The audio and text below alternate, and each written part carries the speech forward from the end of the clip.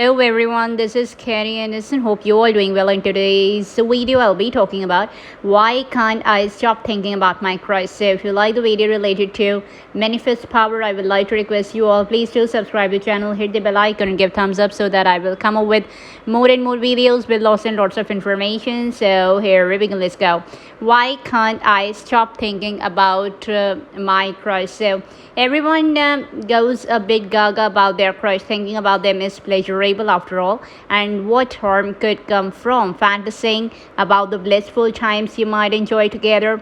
What's wrong with mourning or mooning over them like a lapstick teenager? Well, sometimes the thought get out of hand. Your crush may be a marvelous person and daydreaming about them used to be one of your favorite things, but sometimes you can get stuck in a mental loop that is hard to escape. It becomes impossible to stop thinking about them even if you want to. Your thoughts about them become involuntary and intrusive, relentless, and exhausting. You can't focus on anything else.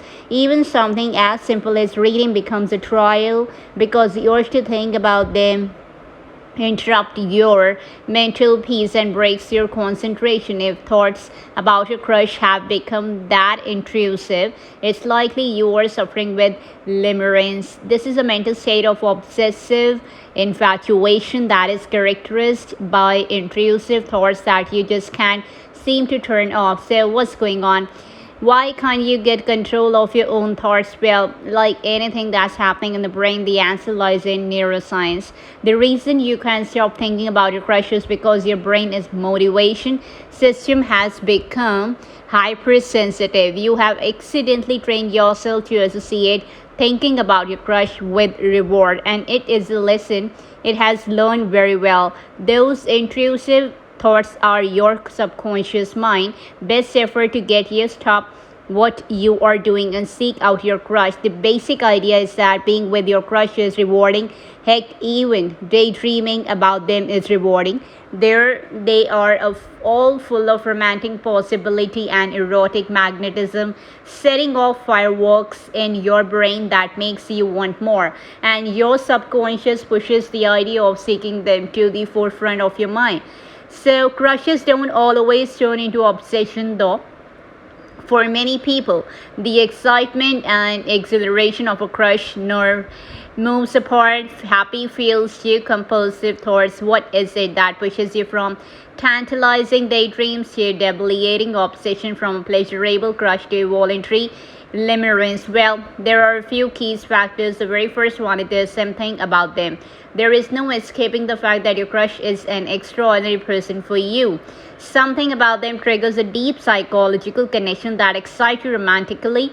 Just what it is about them is a very interesting question and will be based in your own personal history. They may represent a romantic archetype. They may remind you of formative bonding experience from childhood. It may be something idiosyncratic as their sense of humor or the twinkle in their eye. So the second part is our brain are weird or wired of reward seeking. Once we have felt the glimmer of for someone, we naturally seek more of their company. Being around our crush makes us feel a natural high, at least when things are going well. That positive feedback is rewarding, and so seek more of it.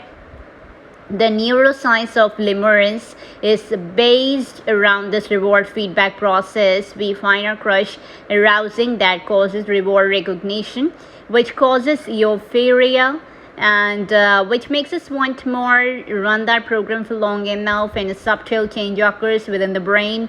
Now the reward circuit starts to motivate us. Instead of just enjoying the pleasure of reward, our brain prompts us to seek reward. So one of the ways it does that is to remind us of our crush as often as it can.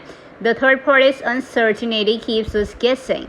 When the reward circuit is doing its job correctly, it urges us to speak out our crush and try and bond with them. That can go really well if it turns out that your crush likes you too and you have the confidence and opportunity to declare your feelings. However, life being the way, if it The path to romantic fulfillment is really so smooth. More often, the way we interact with our crushes is more halting, cautious, and uncertain. That uncertainty can further amplify the drive to seek more contact. The combination of hope and doubt is the killer combination of reinforcing limerence. Uncertainty can take many forms, but the fundamental issue in terms of intrusive thought is that it gets you addicted to your crush. So when rewards are unpredictable, we seek them even or ever more avidly. Then it comes to mental programming. What's this all adds up to is a perfect storm for obsession. When we feel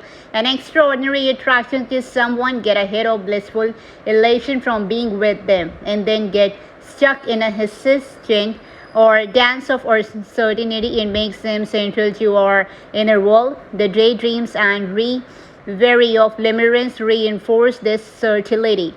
We are slowly but surely programming our subconscious into the habit of seeking contact, even if only in our imagination. Whenever we crave reward, the right or rather wrong combination of factors can push our motivation circuits into overdrive and get us caught in a loop of involuntary subconscious impulses to seek our crush with increasing urgency. As far as the primitive part of our brain is concerned, they are the most important reward in our world and the most desirable prize. Is not going to let up on its insistence that we stop trying to do something useful and instead go and do something rewarding.